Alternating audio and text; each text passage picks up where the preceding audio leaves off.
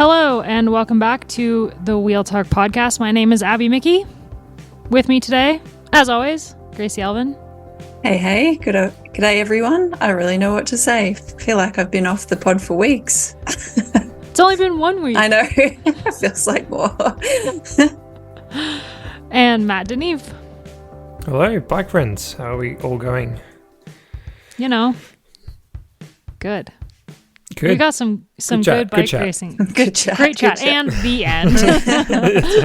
Thanks for joining us. We've got some great bike racing to talk about today, but before we dive into that, this episode of the Wheel Talk podcast is supported by the members of the Escape Collective. Head on over to escapecollective.com/join to join up. We want you to support Escape Collective in a way that suits you best, so you can become a member for unlimited access to the website content with our editors and the Escape community on Discord, and stay in the loop on our weekly member newsletters. If Discord isn't your thing and you're not super interested in newsletters, but you want to support what we do, consider signing up as a reader, which will still get you unlimited access to all the great content we publish on theescapecollective.com. Become a member. Join theescapecollective.com/join. Thank you. And if you do sign up and you think Discord isn't your thing, I would encourage you to have a bit of a poke around and try it out, because while it is there's a bit involved to start with, the community there, as we talk about every week, is pretty amazing. And I always enjoy going through the Wheel Talk community there and other communities just to see what's happening. And it's a pretty cool bunch of people, really. Yeah, I think if you hone in on the channels that really interest you, I pretty much only pay attention to 3 channels because it is a little bit overwhelming at first. But there's the Wheel Talk channel. Wheel Talk channel is awesome because it's everyone who listens to this podcast, and all of us are on there all the time with if you have any questions or anything. Somebody asked the other day, how Tom's and I met. Great question. I would love to tell you. A super cute answer too, by the way. Yeah, it was good. Stuff like that. So yeah, we talk about stuff that's not just bike related on there. There's the music channel, and if you don't know, Matt and I actually have another podcast called The Album Files that is back. So we get to talk about that a little bit on the music channel. Not affiliated with the Escape Collective. And then there's also a bunch of parents on there, so you can chat with other parents of kids that ride bikes and stuff like that, and that's super cool. So there's a couple and there's something for everyone on there, so it's really definitely a community worth kind of diving into, even if, as Matt said, it's a little daunting when you open Discord and it's just complete chaos. But once you weed through the chaos, it's oh, okay, this is fine. Anyway, all right. Should we talk about some bike racing?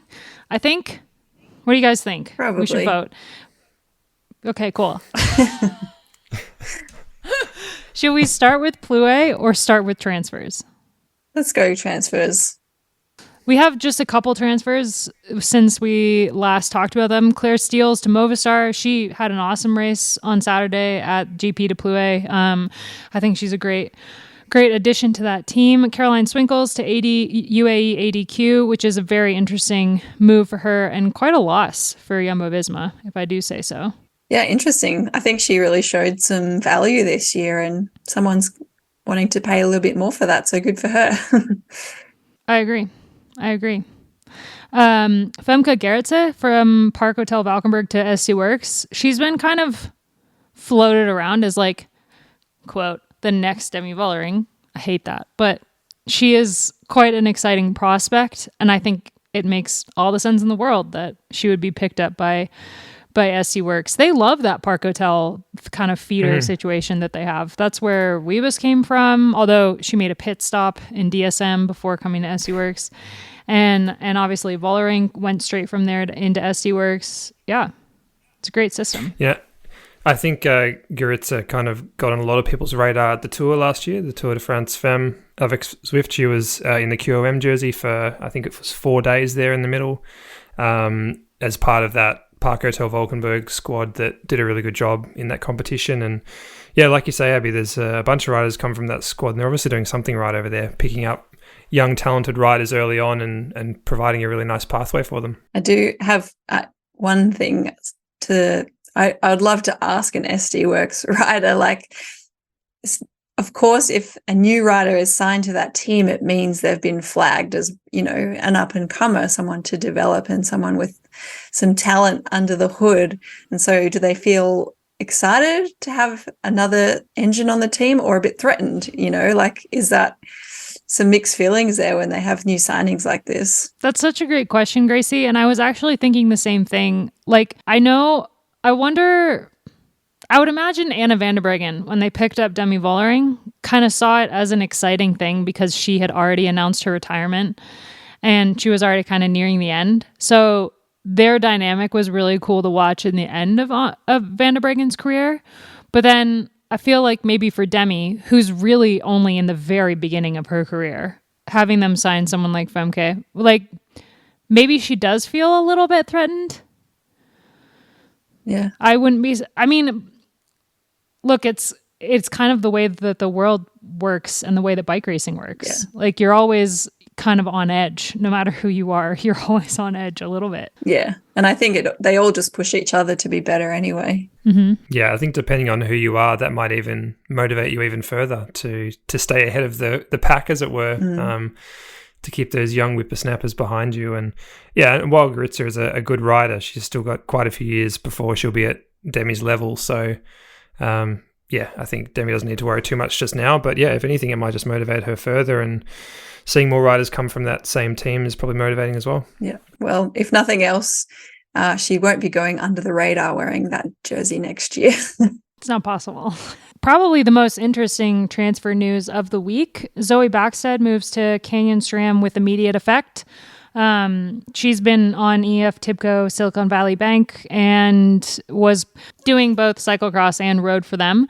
And so Linda Jackson said in a statement that it was important for her to get Zoe onto a new program before the cyclocross season, since that EF Tibco Silicon Valley Bank team will fold at the end of this year as we know it.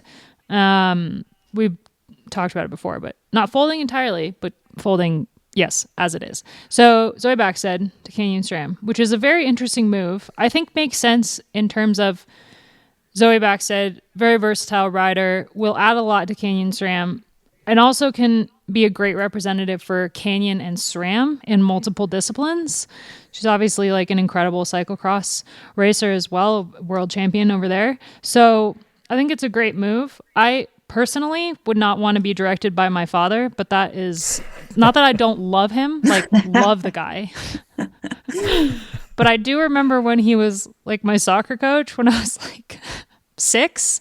It wasn't a great dynamic. So it's a tricky tightrope to walk, isn't it? Because you don't want to be favoring your kid and giving them preferential treatment above anybody else, but you also don't want to go too far the other direction and kind of freeze them out in front of everybody else. And I don't envy either of them in that situation, actually. And I hope it works out for them. I think I wish that she'd been picked up by Trek, because I would have loved to see the two Backstead sisters racing together on the same team, and it would have been the same situation as far as being able to support her goals in multiple disciplines with the best equipment. And I think she also would have added to that team. So I was a little bit surprised, but also not surprised to see this transfer. What's cool is that it's literally right away. Today, or as we're recording, Tuesday, is the start of the Simac Ladies Tour, and she's on the provisional start list for Canyon SRAM, which would be wild. Imagine you're racing for EF Tibco SVB last week, and then this week you're on Canyon SRAM. She's got a 3-year deal as well, it looks like, so plenty of time to find her groove there, and even more till 31st of August 2026 apparently. So 3 years, so that's a decent contract. And I think cyclocross contracts are so weird. I'm surprised. Well, I'd forgotten how young she is. She's still only 18, still such a good rider for such a young rider, and a lot of time still to develop. So hopefully she gets into a nice groove over there. As of recording on Tuesday, 2 hours before the start of the Simac Ladies Tour, she's still on the start list for that as Canyon SRAM. It would be so weird to be this late in the season and have to do a new bike setup. Yeah. That's all I'm saying. Have to completely change all your equipment. I mean, I remember when we went from speed play pedals to time pedals, and I had like 2 months to adjust, and I still had knee problems going into the first race of the year. That's me. Some people can transfer equipment like super easily, but I'm definitely not alone. A lot of people struggle to transfer equipment. Gracie, back me up. I agree with that, but I'm not one of those people. I'm sorry. I'm very robust. I'm delicate. All right. Well, speaking of robust people, that was a terrible transition. Let's talk about GP de Plouay. It was a great race, per usual. I love this race. The last 15 kilometers was just relentless. It was just like attack after attack after attack. But I feel like a couple of the talking points of the day was just an incredible ride from Suzanne Anderson. The first attack of the day and out there until like 10 kilometers to go. She had some help in the beginning and all the way until kind of the circuits, the last 2 circuits, but she was out there on her own in the end and got swept up. There was a really beautiful moment where Ruser gave her a pat on the back. Good job, little one.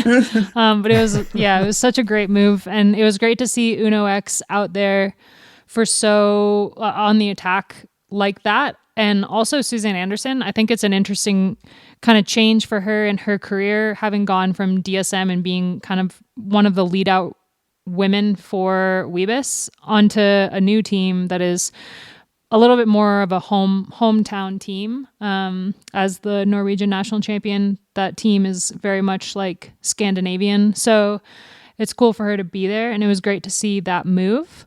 And then, pretty much before she got brought back, but also after she got brought back, it was just many, many attacks. Probably the most dangerous attack from Liana Lippert with just under 10 kilometers to go. I thought for sure she had it, but the aggression from the peloton just never let up. And in the end, it was a reduced bunch sprint won by Misha Bredewalde. So another SC Works win, but arguably one of the most exciting of the year, I would say. I didn't see it coming, especially with Balsamo in that group. No, I don't think many people would have seen it coming, but she obviously timed it to perfection. But yeah, going back just to what you were saying, Abby, like, yeah, definitely those last 15 kilometers were on. Like it was relentless, and it was worth watching just for that maybe last 30K. You could see the setup into that. And it's one of those strange races where it doesn't look that hard on paper, but for some reason it's just pretty brutal. I went back and looked through the last 10 years of results because I was like, I feel like this is one of the bigger groups that have finished together at in the front for a while. And, 10 years ago, it was solo winners, groups of 10 or 15 max. And the last 4 or 5 years, it has increased that front group, which tells us a lot about the strength, the depth in the women's peloton now, because this course used to be a really selective, decisive course. And it was always, Voss, Johansson, Diagnan, Elisa Longa-Borghini, like all the top names would be winning or thereabouts in the past. I also think that it's maybe not as a prestigious race anymore as it used to be. Not that it wasn't as hard to win, but I think this is a really great race now to see all of these riders at this point of the season that maybe didn't have to do some of those bigger blocks, and they're getting their time to shine. So it wasn't just Bredewald that we were seeing. It was plenty of other really interesting names that haven't been flogged to death by this stage of the season, and some of the younger riders too. So I think like the last few years we have been seeing some more interesting winners and slightly bigger finish groups. Just the way it's raced, the depth is getting better, and the nature of the season and all of these newer, bigger races like the Tour de France Femmes and the classic season, that's just more and more stacked every year. So yeah, I do love this race. When I used to race it, I had a love-hate relationship with it because I would always be creeping at this point of the season, but it was one of those courses that I thought I could have done okay on. I just had lots of bad memories from this, but I like to watch it because it's so attritional and way harder than it looks. So it was cool to watch the finale today and see who else was kind of showing their cards too. I still have nightmares about that chicane right after the start finish line. Oh. You go like a sharp left, sharp right, sharp left, and then a right again, and that chicane is terrifying. On that note, like riders that impressed in the finale, but opposite from what you're saying, she did do a huge block, including the Tour de l'Avenir. I was really impressed with Cedrine Cabal, who was the best young rider at the Tour, obviously, but she was on the attack like a ton in the final kilometers of the race, which was cool to see. I'm curious how long she's going to stay on Ceratizit WNT, and if that team is maybe going to go World Tour next year, because they've never had the budget to. They've always been in the ranking, but they've never had the budget to be able to do it. So I wonder if next year they're going to try to make it happen because they've got riders like her. She signed through 2025, actually, with Ceratizit WNT. So that's a pretty long contract for a rider who's shown this much promise on a team that's, as far as I can tell, not interested in joining the World Tour. So talking about the sprint, it's like a straight shot sprint, but it kind of kicks up a little bit and it's like really easy to fuck up. And I think that a few riders over the years have hit out too early and you just die in those last 20 meters before the line. And so I'm always looking forward to the sprint as well. And because the group was about nearly 30 riders, it was a proper sprint too. So there was a huge attack, another attack from Rusa right in the end, coming into that last kilometre to go. And so she kind of did this really great job as a semi-lead out for her teammate in Bredewald, but I didn't really see them talking that much. I'm not really sure what their real plan actually was, but it worked out for them. I'd say that they were keeping Bredewald pretty fresh because apparently she's quite fast, and so it was a good shot for her, and she nailed it. Apparently. And she nailed she nailed the timing, but someone else that also nailed the timing and read it quite well that I was really impressed with was 4th place getter Ruby Roseman Gannon. And of course I'm a bit biased because she's Australian and I've been keeping an eye on her, but she was on the wheel of Bredewald when she hit out, and so they pretty much jumped at the same time. You could just see that Ruby was just a little bit more fatigued and maybe just one gear too big. So I think that she would have taken a lot of confidence away from her performance as well. She is a fantastic bike racer. She really gets racing, and you really need lots of experience at this top end to keep that confidence up. And I think she's had a bit of a rocky year so far. So I think that was an awesome result for her to come away with. A bit frustrating to not quite get on the podium, but like I just wanted to give kudos to her because she did everything right in the finale, just didn't quite have the legs for the top 3. Yeah, as you said, a tough year for her, but also she has managed 11 top 5s this year. So she's been right around the mark in a lot of different races, and I think, yeah, like you said, she'll take a lot away from Plouay, but I think she'll take a lot away from this season as a whole. And I hope that she sticks at it and has people in her ear telling her that win isn't far away, because it doesn't feel like it is. It feels like she's right in the mix a lot. And yeah, I hope she takes a lot from this season and maybe comes back next season and gets that big win. And as we often see, it often just takes one win to kind of open the floodgates and create that self-belief. And yeah, she's not far away for sure. But I think like Bertizzolo had an awesome sprint to take 3rd. She wasn't as well positioned and had a lot of speed coming through and had to kind of navigate a lot of people in front of her. So I was impressed with that 3rd place for her also.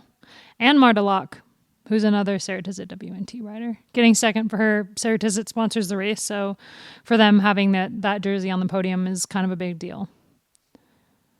Yeah. I want to talk a little more about Bredewald because I completely forgot that this was her first year on SD Works. I feel like when I was chatting with her about her favorite Taylor Swift song, Wildest Dreams, outside of the SD Works bus at the Tour de France Femmes,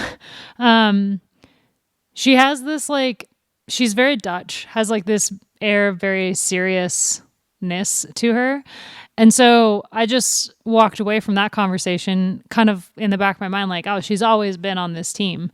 And it wasn't until I was writing the Simac Ladies Tour preview that's on escapecollective.com, if you want to check it out, that I realized that she won the final stage of that race last year. So this wasn't even her first World Tour win. It was her second. Yeah, a really exciting talent.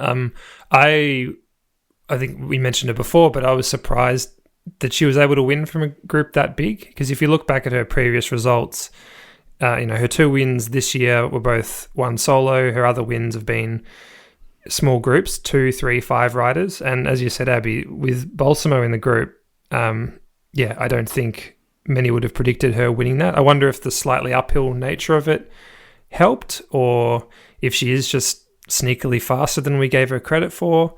Either way, an awesome result for sure. Speaking of Balsamo, Lidl Trek kind of did the most work of anybody. They really had riders on the front for most of the kilometers that we had a break, the customary break out front. They had Brody Chapman doing a ton of work with Lisa Klein on the front, and then Lizzie Dagnan really putting in a lot of work to make sure that nothing got away in the closing kilometers. And then, Balsamo just didn't have it in the end. She ended up 15th, kind of started the sprint and then sat down and just shook her head and, let the race go.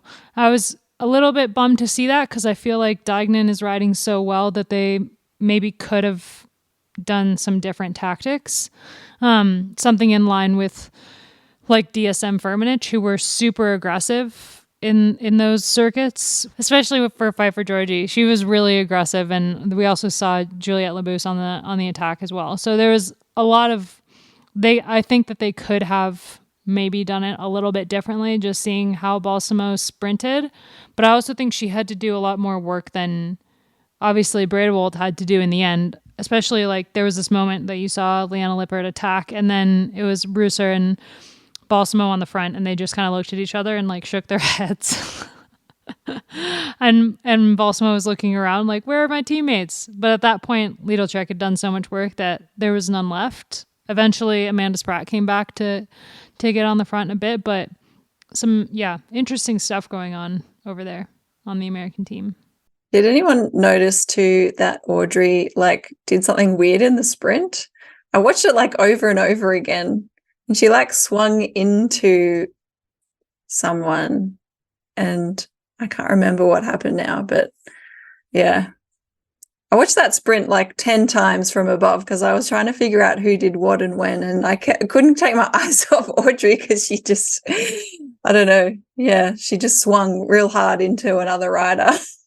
Didn't quite nail it. This is her like hometown race, and there's always some Audrey drama that comes out of this race. Like I remember one year when I think it was maybe the first year she was on Trek, she was saying something outside the bus to a friend, like something about how she was annoyed with the tactics because they'd been riding for I think Eliza or something, and she'd really wanted the team to race for her.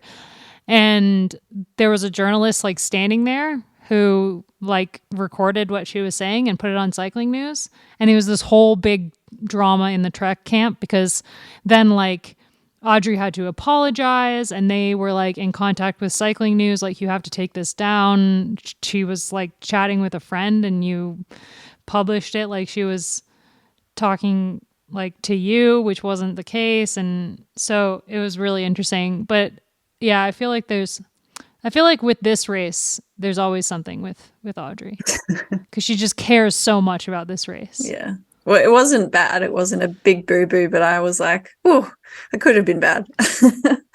Yeah. She also attacked earlier in the race. I can't I was remember going to exactly say where that was, but her attack on the grass. There. Yeah. Like, pretty sure you're not supposed to do that, but anyway, whatever. Yeah, for sure. There's some interesting moves. I mean, overall, I think this race was interesting and it was exciting to watch, especially, like you said, Gracie, the last 30K. But I think it suffered a bit from being post-Worlds because it's never going to be, like, in a normal year, it's pre-Worlds, so it's kind of like a tune-up. And this year, obviously, that's not the case. So it was definitely a different set of people who showed up to the race, different tactics that were used, and but still just super exciting for me. I feel a bit like that with all of the racing that's happened after Worlds, to be honest. That should be over. It just feels like it was such a conclusion, that everything built towards that, particularly being the Super Worlds with all the disciplines there. It felt like a kind of natural culmination. And then, we've got Simac this week, and then still got Romandy, and then the Chinese races, and like it just goes on and on. It was like last year when everyone just kind of forgot that Romandy and the women's tour existed because the women's tour was moved to the end of the season. And I was writing like the race reports for both of those races that are getting like 12 clicks. Yeah, I'm sure that there's plenty of riders that are a bit over it, but there's plenty of other riders that are using this as a great opportunity to get some results. Yeah, for sure. And I mean, like for Misha, she won her first World Tour one day. It was a huge result for her. She was obviously really excited. Never in her wildest dreams would she have seen this coming. Nice. Well done. I wrote it in the race report, and I was like, no one is going to know what reference I'm referencing. You should have linked back to the Taylor Swift story that you wrote. I really should have, Matt. You should be my editor. I should. We should look into that. All right, should we talk a little bit about the other race that was going on last week that we didn't get to watch? No live coverage of it yet. However, hopefully in the future, but is a huge, in my opinion, a huge step forward in the development of women's cycling. We had the first ever women's Tour de l'Avenir, a U23 race. It was 5 stages. It had some really incredible riders on the start line. Cedrine Cabal was there for France. We had Neve Bradbury was there for Australia, Julia de Wilde for Belgium, Magdalene, the Canadian rider on EF Tivco SVB. The British team was not arguably the strongest with Anna Shackley.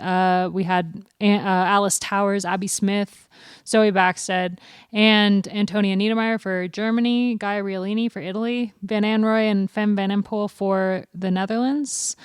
Kaya Schmidt, who is an incredible U.S. racer. She raced on human-powered health for 2 years, but she was also second at the Worlds in Leuven. So, yeah, really exciting. Up-and-coming talent who's had a bit of a rough go on human-powered health. Naomi Ruig for the Swiss. And I think, like, when it comes to the start list, the major bummer for me was no team from New Zealand with how much young talent they have. Like, obviously, they have Niamh Fisher-Black, one of the podcast favorites, but they also have a lot of other riders. I think they could have put together a team that would have rivaled the British team for me. So I was a little bummed that they didn't have anyone there. Yeah, Kim Kadzar that we talked about last week would obviously have been a great selection for that team. And do we know why the Kiwis didn't field a squad? I would assume it's budget related. Because I think going to a 5-day race in France for a smaller nation, that budget would be hard to find. Like most of the teams that the nations that fielded teams are nations that have at least some budget. And I think for the Kiwis, they don't have a ton, from what I know. And like, especially having it happen after Worlds, I know like for a lot of nations, Worlds this year was a massive strain on the budget. Like everyone complained last year about Australia, but that was really only the flights, and everything in Glasgow was expensive. And for a lot of nations, having to be in Glasgow for 10 days was, a huge chunk of budget gone. With the way that everything was spread out. Yeah, one of the downsides of Super Worlds, hey, the fact that there's just so little accommodation. You saw some riders posting on social media in the lead up looking for accommodation, and I wonder if that'll be looked at for the next Super Worlds in 4 years. I think it's in France somewhere. At least France is a little bit more affordable, and also they had like a lot of nations were staying like an hour and a half away from Glasgow because they like couldn't find anything near the city that was within the budget. But I mean, Anyway, Antonia Niedermeyer won the opening TT in the U23 World Champion jersey, which is pretty cool. The U23 World Champs don't get to wear those jerseys all that often, so pretty cool for her. like a week, 2 weeks after winning that to be able to pull it on and then win in it, which was pretty rad. Linda Zetti, the Swiss rider, won the sprint ahead of Julie de Wilde and Femmes van Empel on the second stage, but Femmes van Empel got her revenge and took the third stage from a reduced peloton. As we probably would have expected, Gaia Riolini won when the climbs started at stage 4, with Sharon Van Anrooy taking second and Anna Shackley coming in third. Pretty impressive performance by Anna Shackley, but we'll get to that in just a second. Sharon Van Anrooy won the 5th stage by almost 2.5 minutes over Anna Shackley and took the overall. So the European U23 European champion, first ever winner of the women's Tour de l'Avenir. Yeah, like you said, seeing Niedermeyer wear the under-23 world champs skin suit was great. Getting to see Van Anrooy wear the Euro champs jersey was great. There's just not that many opportunities on the calendar to do that, so to see that was awesome. We should say Niedermeyer was leading the race all the way until that stage 5. She was 14 seconds clear even after that climbing stage that Riolini won. And it was only on that final stage where she blew up, and I think she and somebody else marked themselves out of the race, was the report that I read a bit further down the field, and then she had a bad day. And so, yeah, disappointing way for her to not win that race, I guess. But I think she continues to show that she's a massive talent who's really put herself in the spotlight this season with that Giro Dono stage win and then the world title as well. So yeah, so much to look forward to in her future and for German cycling, I think, with her and Bauernfeind among others. I think she lost maybe 6 minutes on that final stage. She finished with Fem van Empel, the two of them together, 4th and 5th. So still top 5, but yeah, 6.5 minutes back, and ended up 4th overall. And Anna Shackley, who's such an exciting rider from Great Britain, Scottish, got to race on her home roads in Glasgow. Taking 2nd overall, I think, is awesome for her. She was pretty vocal before the race about, or at least she did an interview before the race about how hard it is to go from the junior ranks where you're winning into the elite ranks all of a sudden, and then have your confidence really knocked by the fact that you're racing against Marianne Vos and you're kind of just holding on to get 50th. So I was pretty excited to see Anna Shackley up there as well.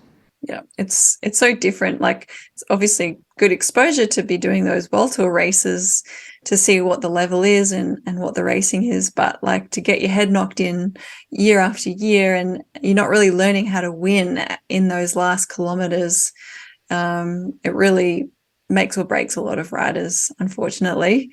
The ones that do make it sometimes will never know how to win because they kind of get pigeonholed into these roles because they were this up-and-coming junior star and then they didn't quite get those results early on, and so then they become domestiques or just don't quite get that support to go for bigger results later.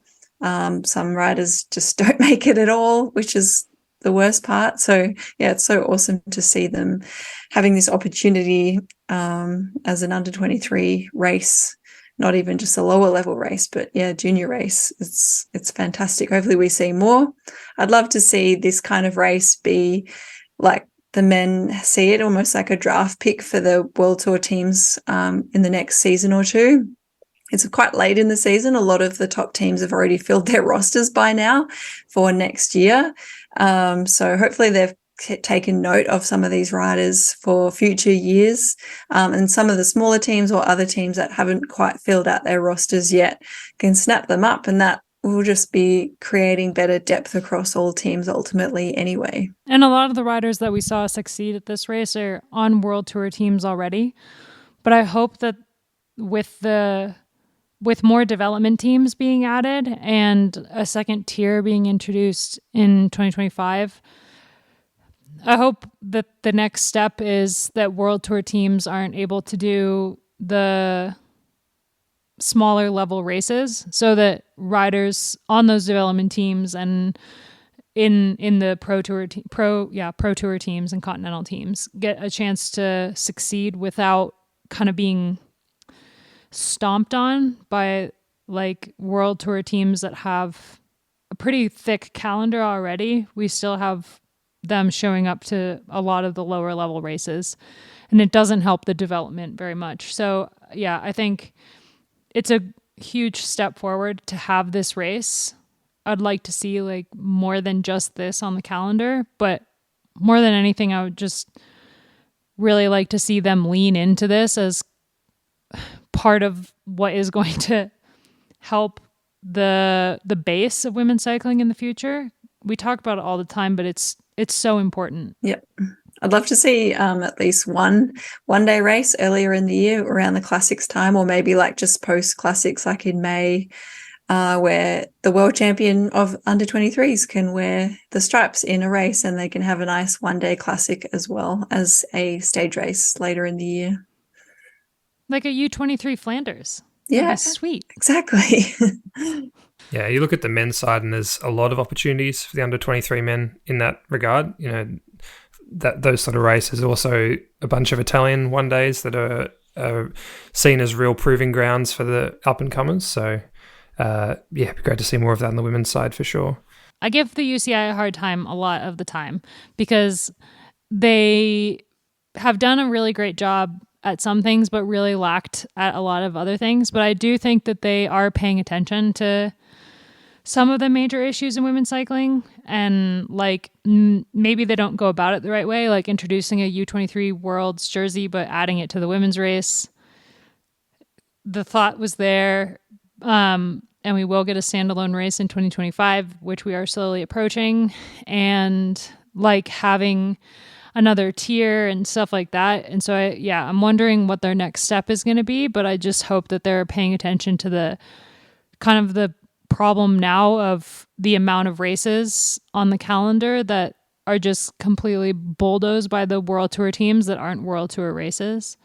Because I think that's, like riders like Anna Shackley need a chance to win. Like Sharon Van Anrooy wins World Tour races already.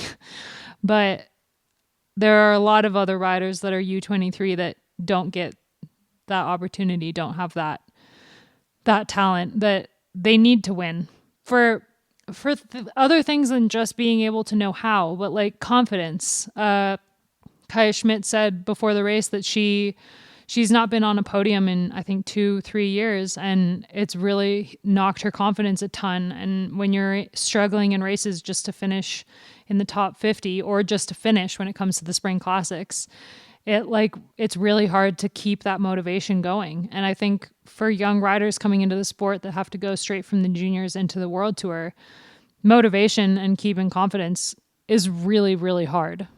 So I hope that this can help build their confidence. Yep, agreed. This and more to come. Stay tuned. More to come. It's probably also on race organisers too, isn't it? You know, it's not just the UCI. We need to, see more race organisers willing to put on under 23 women's races like the Tour de l'Avenir was able to do this year. And I think they were kind of nudged in that direction, or they were given some assistance by sponsors to strike out in that direction finally. But maybe more needs to be done by race organisers to really lead the charge and put those events on rather than it coming from above. Yeah, it's interesting because you have races like, Thuringen was vocal this year about how they want the best riders to show up to their race, so they want to be World Tour, which is like a facepalm moment because you're like, but it's such a great race for non-World Tour teams to get an opportunity, because there are World Tour teams that show up, but it's not always the top teams this year. Obviously, SC Works showed up and won every stage with a different rider every day, but in years past, like that's not been the case. And so there needs to be some kind of incentive for races to be able to, I don't know, that's not just like out of the goodness of their heart, because at a certain point that, I don't know what the answer is though. It's above my pay grade. Same. I thought we were going to solve the issue tonight. I need like 2 more coffees if that's the case. Should we just do a really quick preview for the Simac Ladies Tour and then wrap this bad boy up? Can we talk about Marianne Vos quickly? Oh, yeah. I completely forgot about that in the news portion. Matt, you want to take it? Yeah, I think we got some answers about why she hasn't been at her best this year. She's went in for surgery last week on her iliac artery and said that she'd been struggling with it for quite a while. I assume it was the same one she had surgery on in February this year, the same injury.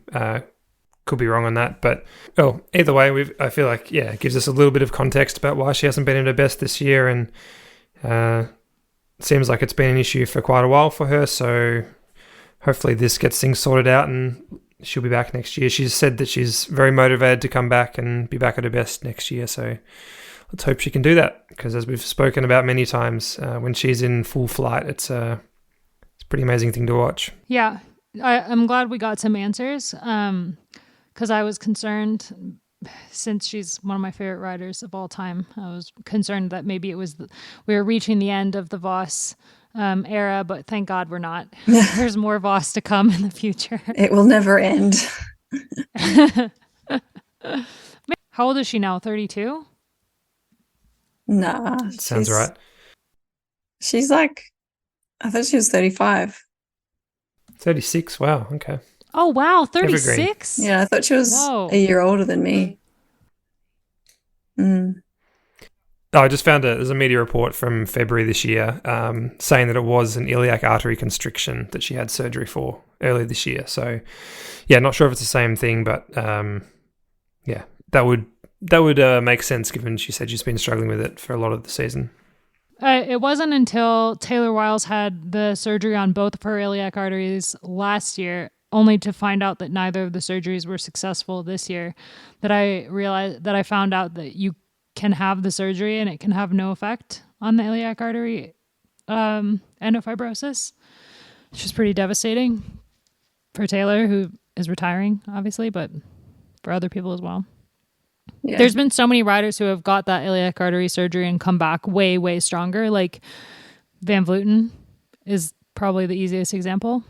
Yeah, it's a very risky surgery. It's a huge amount of recovery and no guarantees. So it's a pretty tough decision to make to have it in the first place. Some riders do manage their symptoms and problems just with physiotherapy and lots of rehabby type stuff, but sometimes it's not enough. But frustrating if it wouldn't work. Yeah. I'm pretty sure Marianne Vos has had it before in the past too, like years ago. I'm pretty sure as well. A couple years, like 5 years ago maybe, or something. A while ago, more than that. I wonder if it has to do with like bike fit. I mean, we are not the ones to answer these questions. But it does seem like riders who have that problem, that it does eventually come back like down the road. She's not the first rider that I know of that's had to have a second surgery. I do know that the price has almost doubled though for that surgery because it's more common, which is a bit shitty. I love that for people. No. It's like the price of, that's a terrible example. I'm just not even going to say it out loud. Okay. Should we talk about the Simac Ladies Tour? A race that was forgotten in my mind, but is definitely happening this week. And I also forgot how exciting last year was, because we had 2 stage wins by Wiebes, but we also had a solo victory from Rihanna Marcus. We had the final stage. It was a 2-up sprint, won by Bredewald. And Audrey Cordon-Mergot won the time trial. So it came down to like 10 seconds in the end for Wiebes to take the overall. So I forgot that it was actually quite an exciting couple days of racing in the Netherlands last year. This year, we start with a prologue, 2.4 kilometer long prologue, and move into a stage race that is very flat. There's a couple climbs, but it's in the Netherlands, so they're overpasses at best. And then they go on to Belgium for one day, where they race a 7.2 kilometer long time trial in Leuven, which Kopecky is going to be stoked about that.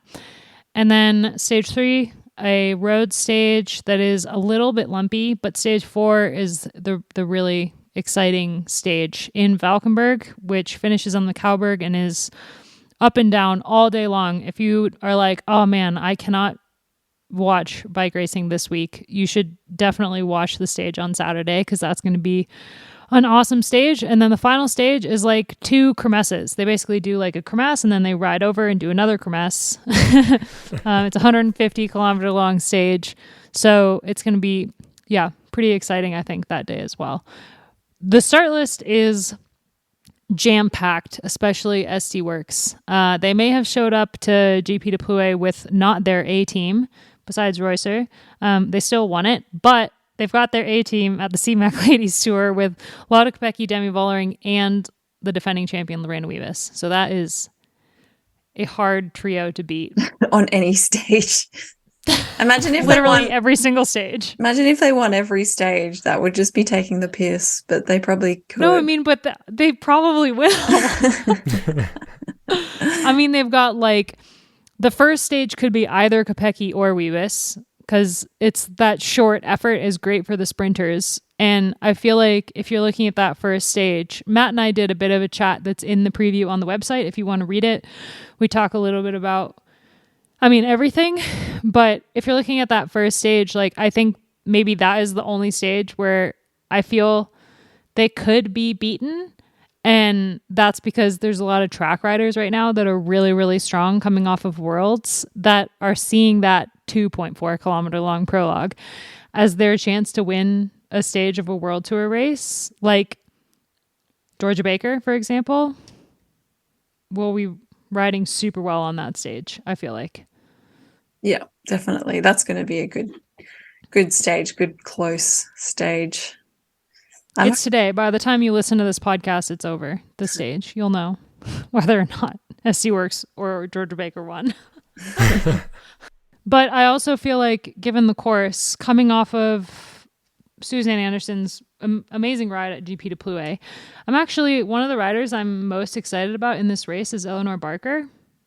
She was riding super well on the track at Worlds, and I feel like with the short, flat time trial and the prologue, and really all she has to do is just hold on for the rest of it. And I don't think she can win the thing overall, but I do think that Uno X might get their first World Tour stage race podium at the end of this week. It's a big call. I'd love to see it. I just got a lot of nodding, and Matt's eyebrows went all the way to his hairline. Oh, it'd be great to see, obviously. But I'm not sure that prologue is going to be as decisive as you think it is. I don't think it's going to be decisive. I think it will set the stage for what's to come. Maybe. I think Kopecky just rides away from everyone on stage 4 and blows it apart. I don't know. Hopefully not, but I think stage 4 is definitely the stage that is going to decide the race. It's very much like a Amstel Gold type course, so like an Ardennes race. So I think, like Matt said in our preview on the site, escapecollective.com, we're probably not going to see minutes after that stage, but there is going to be gaps. I think this race is going to be harder to win than last year's Simac Ladies Tour, but I still think that the way that Wiebes was riding at Tour of Scandinavia, especially that second stage that she won, I don't know what SD Works is going to do, well, what they're planning to do, but I wouldn't be surprised if they have Demi Vollering in more of like a domestique role at this race, working for Wiebes. Given all the work that Wiebes has done for her all year long, I think that once we get to this, Matt furrowed brow across his arms.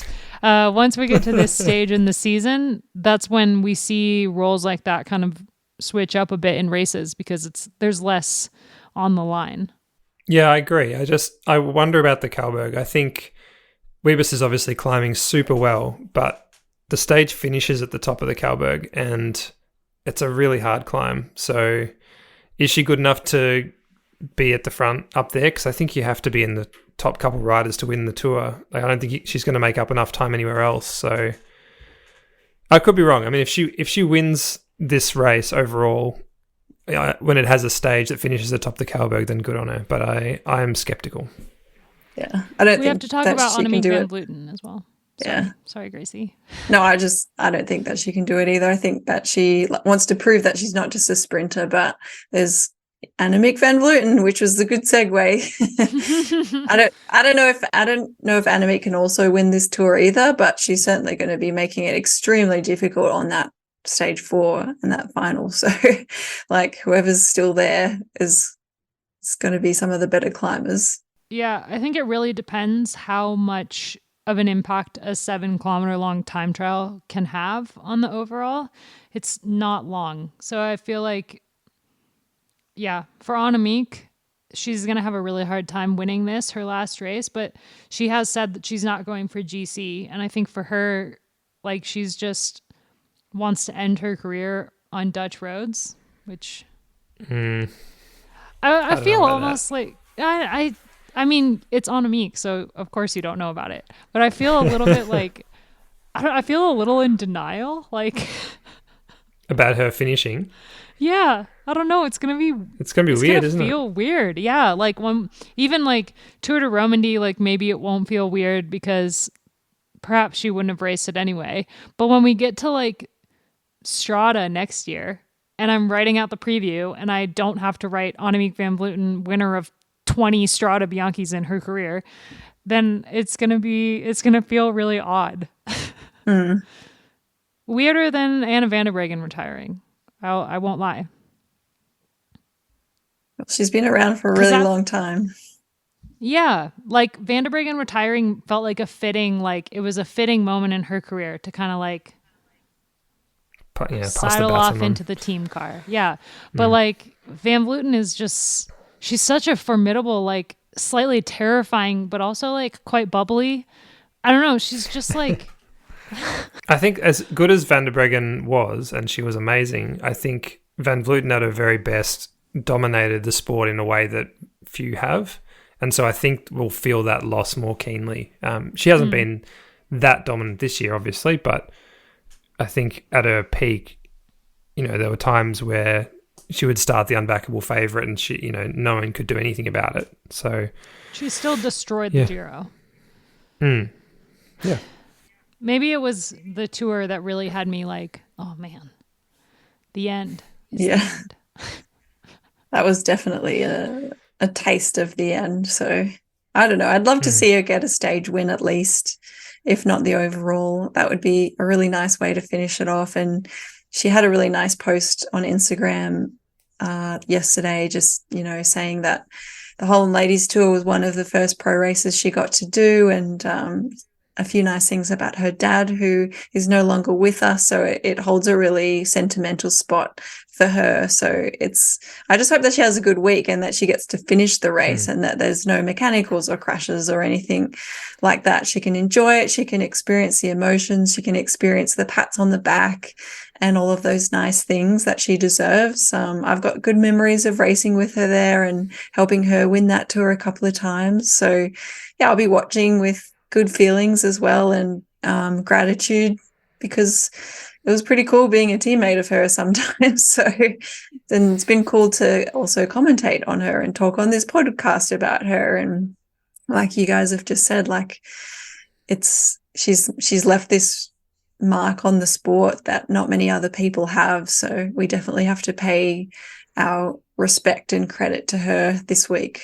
Is there any chance she gets to the end of this season? And I've raised this before, but is there any chance she gets to the end of this season and goes, not quite done yet, and goes back around for another year? I feel like I think I thought that before chatting with Iris at the tour, but I think talking to Iris at the tour, that it kind of, I don't know, it felt like for someone who's way closer to Annemiek than us, obviously, that it sounds like she's done. What do you reckon, Gracie? You know her pretty well. I'd say she's done. Yeah, I think she's made the decision in her mind, and she's really carried herself with a lot of pride this year. She's been a gracious winner and a gracious rider in defeat.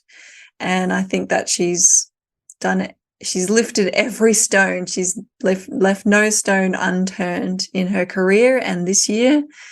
And I think she is going to walk away with her head held high and I'm sure she still has some feelings of what could have been. I don't think there's an athlete in the world that doesn't feel that. And she probably just feels it slightly less than some of the rest of us. So I think she'll be okay with that. Well, we'll definitely talk about her more next week.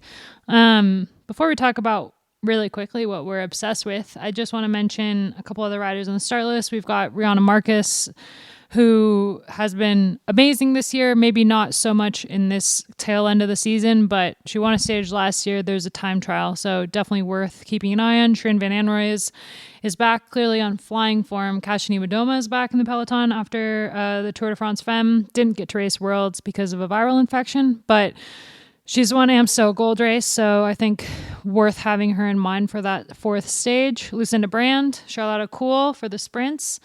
So we're going to have Wiebes, Kool, and Balsamo all sprinting against each other. So that will be pretty fun. Anna Henderson coming off a storming ride at the TT at Worlds where she got fourth. So excited for that. Pfeiffer Georgie, who had an awesome ride, obviously, at GP de Plouay. I mentioned Eleanor Barker and Alexander Manley. So I feel like overall the start list, very exciting. We're in for 5 good days of racing. So keep an eye on GCN Plus for the coverage. EscapeCollective.com for the race reports by yours truly and any other analysis and stuff.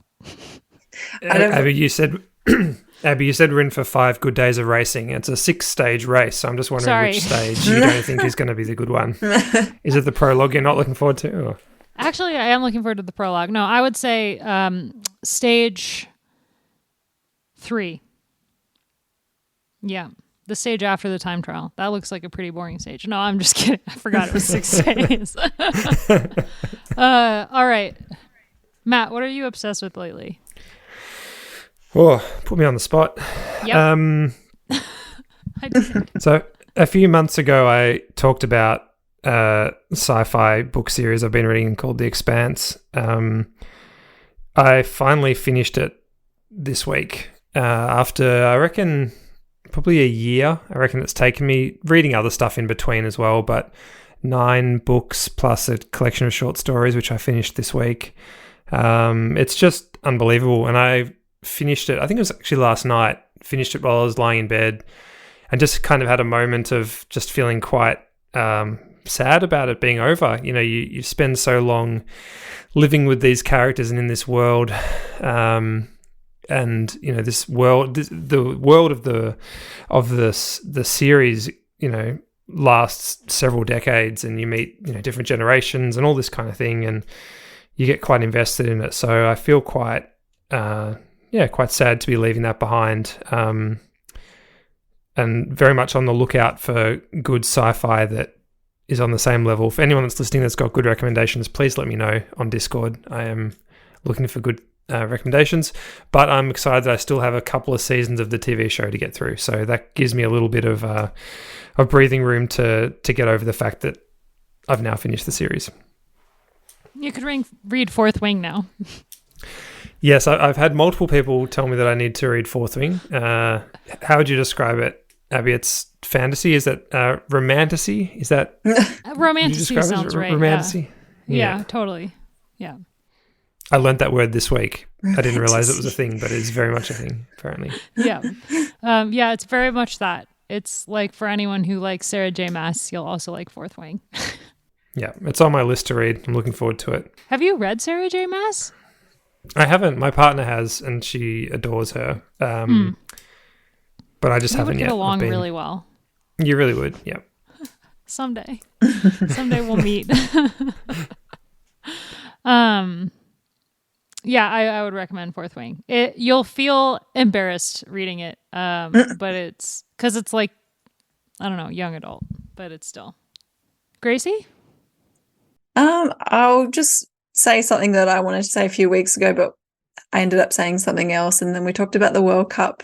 So it's a bit of I'm not obsessed with it quite anymore because I finished it, and I watched the only 2 seasons of this show called Heartstopper. I don't know if you guys have watched it, but it's like so sweet. And I don't know, it just made me feel really good. It was just like this, speaking of young adult, it was based around 2 young teenage boys and their group of friends. And figuring out your sexuality and all this stuff. But I just thought that they and it comes from a series of books, I believe, young adult books. And I just felt like it was a lot of big topics handled really well. And some TV shows, I hate when they like really force the awkwardness and these big scenarios that you need to get through and everything's okay at the end. Like they just don't do that. It's just like this like nice ebb and flow of tough things, but handled with like care and love and empathy, and some of the parental characters were really nice as well. So I really liked that. That's very great. Good. I don't know, mine might be like kind of obvious, but I'm obsessed with my daughter.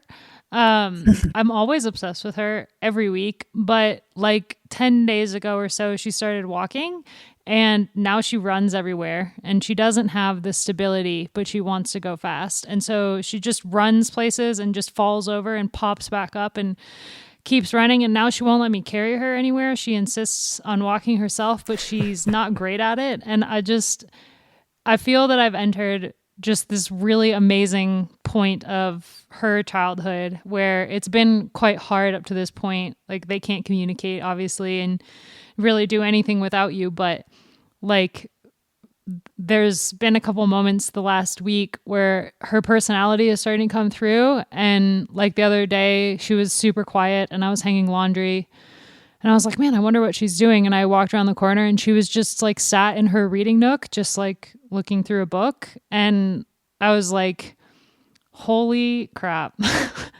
My kid is so freaking cool. So I am obsessed. I'm obsessed with Lila. That's sweet. That's lovely. The walking thing is such a big step. Obviously, I mean, no pun intended, but literally it's such a big developmental stage, but also just it opens up their world so much, doesn't it? Their independence and their ability to just have that freedom to move around themselves is such a big thing. And I think it's easy to take that for granted. And you talked there about being able to communicate, and my boys picking up new words at a shocking rate of knots at the moment, and it's amazing to see that development and just seeing him be able to describe the world around him and ask for what he wants rather than just pointing. And it's quite an amazing thing. I knew I would look forward to. I knew I would enjoy this particular time, but seeing that developmental leap, pretty amazing. You got that to look forward to as well, Abby. So recommend it. I feel like I've loved every single stage that she's been in, even the hard ones, but I love every new stage the most. Like this morning I dropped her off at daycare and they have like a little book. They record like her nap, how she naps and what she eats and everything in. And she just like grabbed the book from me and just like walked down the hallway to her daycare class, like all by herself. And I was just like, okay, bye. You're only 15 months old. What is this? But man, is it cool to watch. Yeah, it's, you give birth to these little people and you have no idea what they're going to turn into. So when it finally starts to peep through, it's pretty rad. Agreed. All right. Well, let's wrap it up. Thanks everyone for listening to this Wheel Talk podcast. We'll be back next week to talk about the Simac Ladies Tour. The season's almost done. And so are we.